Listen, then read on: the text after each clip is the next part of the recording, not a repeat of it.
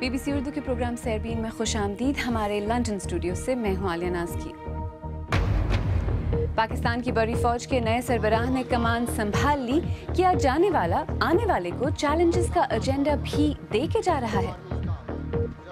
اندرونی کمزوریوں خصوصاً کرمنالٹی، کرپشن اور ایکسٹریمزم کا جڑ سے خاتمہ کرنا ہو. جنوبی کوریا کی صدر پاک گن ہے اختیارات کے غلط استعمال کے الزامات کے بعد استعفیٰ دینے کے لیے تیار. اور BBC 100 ویمن سیزن میں آپ کی ملاقات کرائیں گے غزہ کی ایک سائیکلسٹ سے جنہیں معاشرتی دباؤ بھی اپنا شوق پورا کرنے سے نہیں روک سکا.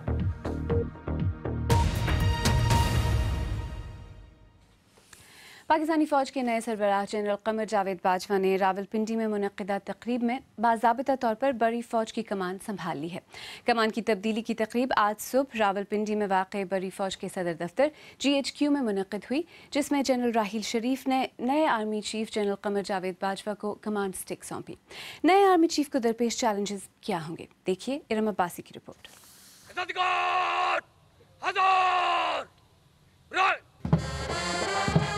آج راولپنڈی میں بڑی فوج کی کمان کی منتقلی کی تقریب بڑے زور و شور سے منائی گئی. اس کی ایک وجہ یہ بھی ہے کہ گزشتہ 20 برسوں میں یہ پہلا موقع ہے کہ کسی جنرل نے اپنی ملازمت کی آئینی مدت پوری کرنے کے بعد وقت پر گھر جانے کا فیصلہ کیا ہو. ماضی میں فوجی سربراہان کی جانب سے پاکستان کے سیاسی عمل میں دخل اندازی کے باعث اس عہدے کو غیر معمولی حیثیت حاصل ہے. اسی لیے اب ناقدین کی نظریں نئے جنرل قمر جاوید باجوہ پر لگی ہیں، جنہیں آج باقاعدہ طور پر فوج کی کمان سونپ دی گئی ہے. قمر جاوید باجوہ. وقت کا تقاضا ہے کہ پوری قوم اور ادارے یکسوئی کے ساتھ صورتحال کا ادراک کریں. بیرونی خطرات سے بہتر انداز میں نپٹنے کے لیے اندرونی کمزوریوں خصوصاً کرمنالٹی، کرپشن اور ایکسٹریمزم کا جڑ سے خاتمہ کرنا ہوگا. جاتے جاتے بھی جنرل راحیل شریف نے کرپشن کے خاتمے کی بات کی، جسے بیشتر ماہرین عوام سے متعلق پالیسی میں دخل اندازی قرار دیتے ہیں. اس پس منظر میں نئے آنے والے چیف کو کیا چیلنجز درپیش ہوں گے؟ 3 سال کے لیے مقرر ہو کے واپس چلے جانا، نہ انہوں نے معاشرہ لگایا، نہ ان کی 3 برس میں کوئی منتخب حکومت گھر بھیجی گئی. But he kept it alive. وہ اس کو جو ہے نا، انہوں نے اس امکان کو زندہ رکھا. دھرنے ہو رہے تھے یا صحافیوں کو سلیکٹو خوف زدہ کیا جا رہا تھا، یا جو ہے وہ دہشت گردی کی واقعے کی مذمت کی جاتی تھی، دہشت گردی کے فلسفے کی مذمت نہیں کی جاتی تھی. اور جو دہشت گردی کے فلسفے کی تائید کرنے والے تھے انہیں کوئی خطرہ نہیں تھا، انہیں فری ہینڈ دیا ہوتا. وہ ان 3 پہ کس طرح بلڈ کرتے ہیں یہ دیکھنا پڑے گا. سیکیورٹی کے معاملات ہوں یا فوجی اور سیاسی قیادت میں اعتماد کی بحالی، ان چیلنجز کا سامنا تو نئے آرمی چیف کو اگلے 3 سال تک رہے گا. مگر انہیں درپیش فوری چیلنج یہ ہوگا کہ وہ جنرل راحیل شریف کے اس غیر معمولی امیج کا مقابلہ کیسے کریں گے جو متعدد PR کمپینز کے ذریعے عوام میں بنایا گیا ہے. ارم عباسی، BBC نیوز، اسلام آباد. اور اسی بارے میں مزید بات کرنے کے لیے اس وقت اسلام آباد سے ہمارے ساتھ براہ راست موجود ہیں دفاعی امور کے تجزیہ کار ریٹائرڈ ایئر وائس مارشل مسعود اختر. مسعود اختر صاحب، سیربین میں خوش آمدید. نئے آرمی چیف کے بارے میں ہم کیا جانتے ہیں؟ بہت شکریہ. نئے آرمی چیف بیسیکلی یہ چاروں جو جنرلز تھے یہ تقریباً ایک ہی طرح کے لوگ تھے، ایک ہی طرح کی ٹریننگ تھی.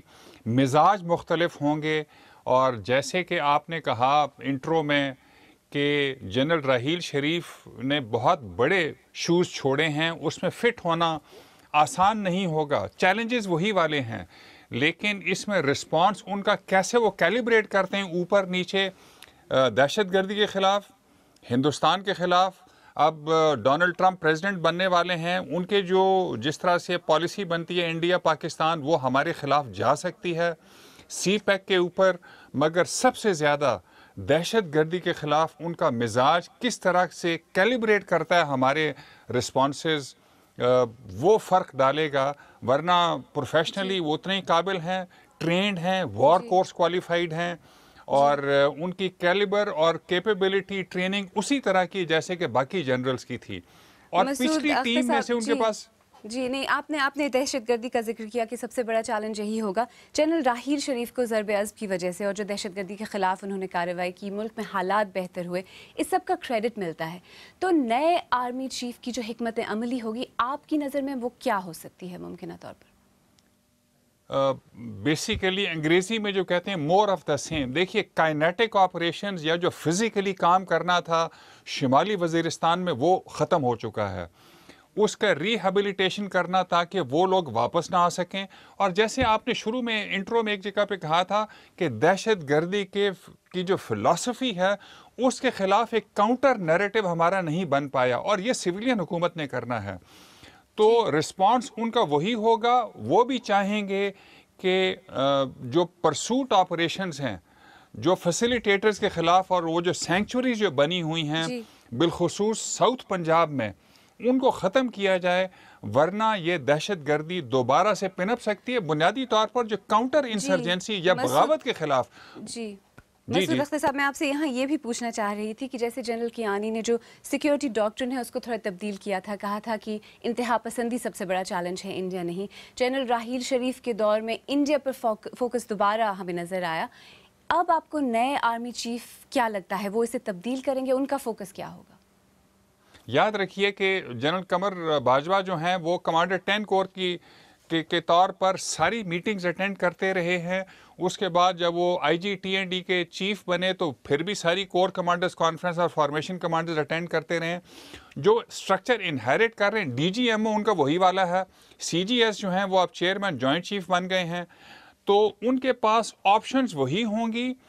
کوئی بہت بڑا چینج نہیں ہوگا، لیکن کیونکہ وہ 10 کور کے کمانڈر رہے ہیں، انڈیا کے ساتھ ڈیل کرتے رہے ہیں، لیکن دہشت گردی کے خلاف ان کا رسپانس میرے خیال میں نمبر 1 ہوگا، انڈیا کے خلاف نمبر 2 ہوگا، اور وہ رسپانس کیلیبریٹ کریں گے. اسلام آباد سے ایئر وائس مارشل مسعود اختر صاحب ہم سے بات کرنے کا بہت شکریہ.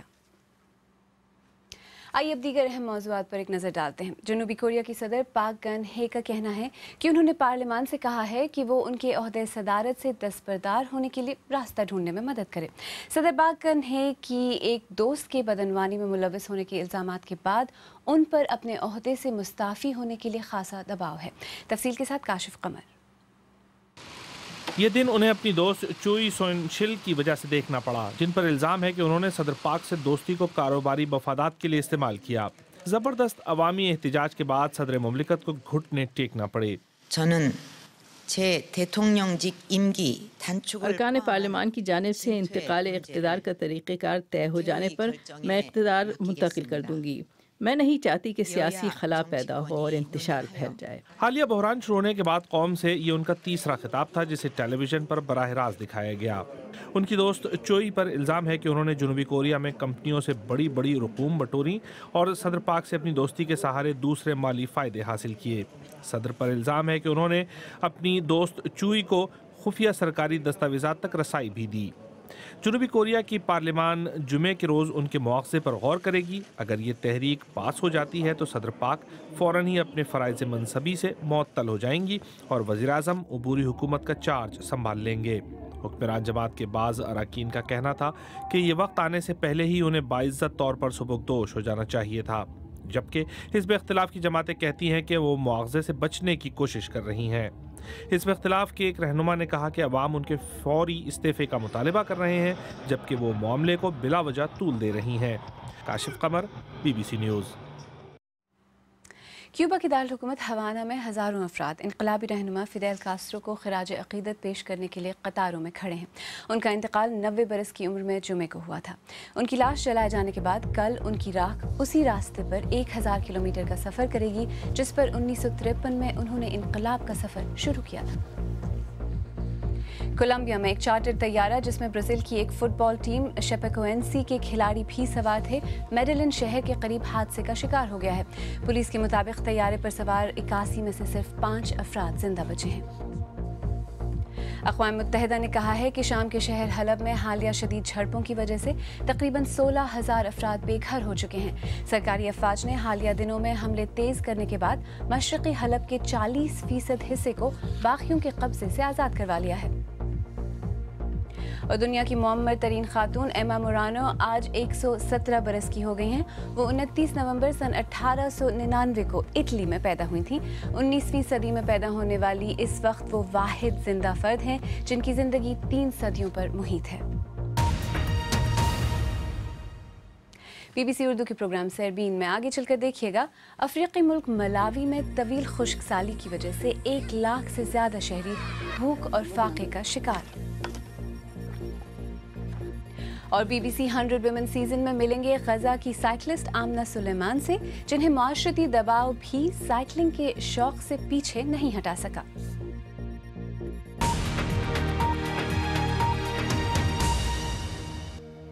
بی بی سی اردو کے پروگرام سیربین میں ایک بار پھر خوش آمدید، میں ہوں عالیہ ناز کی۔ افریقی ملک ملاوی میں طویل خشک سالی کے سبب 65 لاکھ سے زیادہ شہری بھوک اور فاقے کا شکار ہیں۔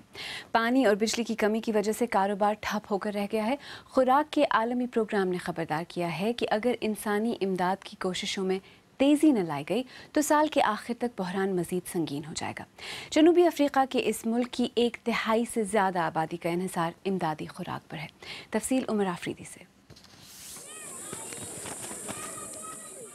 بھوک مٹانے کی دوڑ، دلیا سے بھرا یہ پیالہ 24 گھنٹوں میں شاید ان بچوں کی واحد خوراک ہو، اسی لیے کلاس کے آغاز سے پہلے انہیں دے دیا جاتا ہے۔ اگرچہ اس منصوبے کا مقصد خشک سالی اور بھوک کا مقابلہ ہے، تاہم اس سے بچوں میں تعلیم کی شرح بھی بہتر ہوئی ہے۔ پہلے محض 500 بچے پڑھنے آتے تھے، اب یہ تعداد 633 ہو گئی ہے، اور اس کی وجہ مفت خوراک ہے۔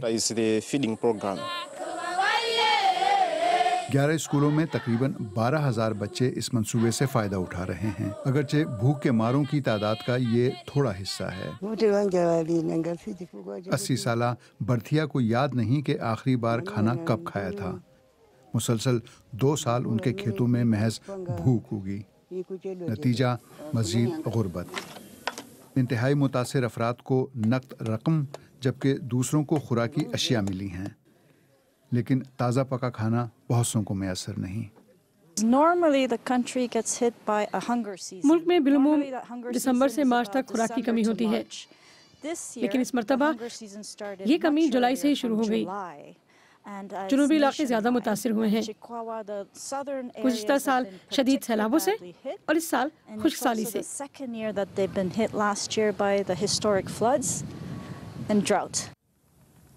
دوہری آفت کے اثرات۔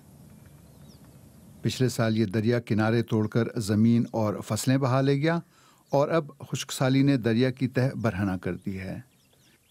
بارانی زمینوں اور چھوٹے پیمانے پر کاشت والے ملک کے لیے یہ مشکل سبق ہے۔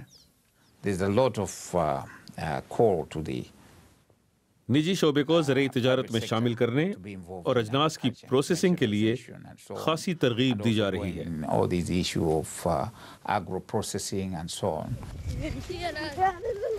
مگر یہ منصوبہ طویل المدت ہے، جبکہ پیٹ کا تنور اس وقت بھڑک رہا ہے۔ ملاوی کے شہری فی الحال امداد کی آس میں کبھی آسمان کو اور کبھی سرحد پار تکتے ہیں۔ آئیے اب آپ کو مقبوضہ فلسطینی علاقے غزہ لے چلتے ہیں، جہاں بلوغت تک پہنچنے کے بعد خواتین کے سائیکل چلانے پر ایک طرح کی سماجی پابندی ہے، لیکن غزہ کی ایک خاتون اب اس پابندی کے خلاف میدان میں نکل آئی ہیں۔ آمنہ سلیمان کی عمر 30 برس سے زیادہ ہے اور انہوں نے اس عمر میں سائیکل چلانا سیکھی، اور اب انہوں نے غزہ کی خواتین کو اکٹھا کر کے سائیکلنگ کلب بنا لیا ہے۔ بی بی سی کے 100 ویمن سیزن سے بات کرتے ہوئے آمنہ نے بتایا کہ غزہ کی زیادہ تر خواتین کیوں ان کی سائیکلنگ کی مہم کا حصہ نہیں بن سکتی۔ یہ ہے آمنہ، غزہ کی ڈارلنگ سائیکلسٹ۔ میں آمنہ سلیمان ہوں، میری عمر 34 برس ہے اور میں پیشے کے لحاظ سے ٹیچر ہوں۔ میں غزہ کے جبلیہ کیمپ میں رہتی ہوں۔ مجھے سائیکل شروع سے ہی بے حد پسند ہے۔ اس عمر میں یا یہ کہوں کہ کسی بھی عمر میں سائیکل چلانا میرا خواب تھا۔ غزہ میں بالغ خواتین کے سائیکل چلانے پر پابندی ہے، اور یہ پابندی قانونی نہیں بلکہ سماجی ہے۔ लोग जिस तरह मुझे घूरते तो अंदाजा था कि उन्हें मेरा साइकिल चलाना नापसंद है। मैंने सोशल मीडिया पर ये पोस्ट की कि मैं अपनी 2 खवातीन दोस्तों के साथ साइकिलिंग करने जा रही हूँ। मैंने और खवातीन को भी हमारे साथ आने की दावत दी।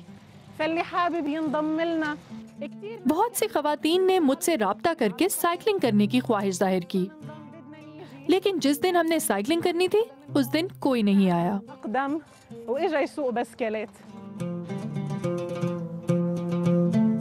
आमना के छोटे से साइकिलिंग ग्रुप पर अक्सर जुमले कसे जाते हैं। गज़ा में खवातीन को सख्त समाजी पाबंदियों पर अमल करना होता है। अगर कोई लड़की इन पाबंदियों को तोड़ने की कोशिश करे तो उसे इंतहाई बुरा समझा जाता है।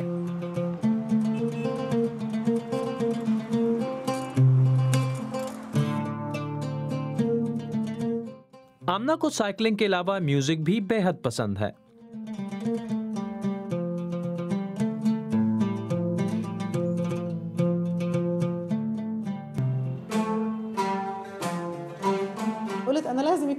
मैंने खुद को कहा कि जब मैं अफसुर्दा हूँ तो कुछ मसरूफियत होनी चाहिए। मुझे किसी ऐसी चीज की जरूरत थी जो मेरे कंट्रोल में हो। लेकिन साइकिलिंग का शौक तो जैसे आमना में रच बस चुका है।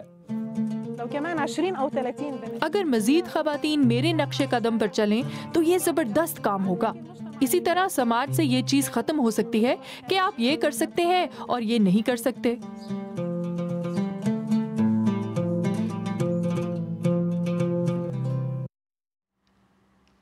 आखिर में आपको याद दिलाते चलें कि पाकिस्तान में बड़ी फ़ौज की कमान में तब्दीली और इसकी मुमकिन दूररस असरात का तज्ज़िया आज के सरबीन का बड़ा मौजू था। अपने अलविदाई खिताब में सुपुर्दोश होने वाले आर्मी चीफ जनरल राहील शरीफ ने कहा कि बैरूनी ख़तरात का मुकाबला करने के लिए मुजरिमाना सरगर्मियों, करप्शन और शिद्दत पसंदी जैसे अंदरूनी चैलेंजेस से निमटना ज़रूरी होगा। मुबसरीन का कहना है कि बज़ाहिर ये तीनों मामलात का ताल्लुक़ फ़ौज से ज़्यादा सिविलियन इंतज़ामिया से है। अगर आप चाहें तो मुझसे और हमारी टीम के दीगर साथियों से ट्विटर पर भी रब्ता कर सकते हैं। मेरा ट्विटर हैंडल है @आलियानाज़की।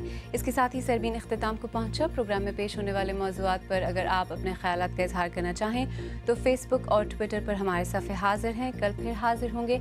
आलियानाज़की को अब इजाज़त दीजिए।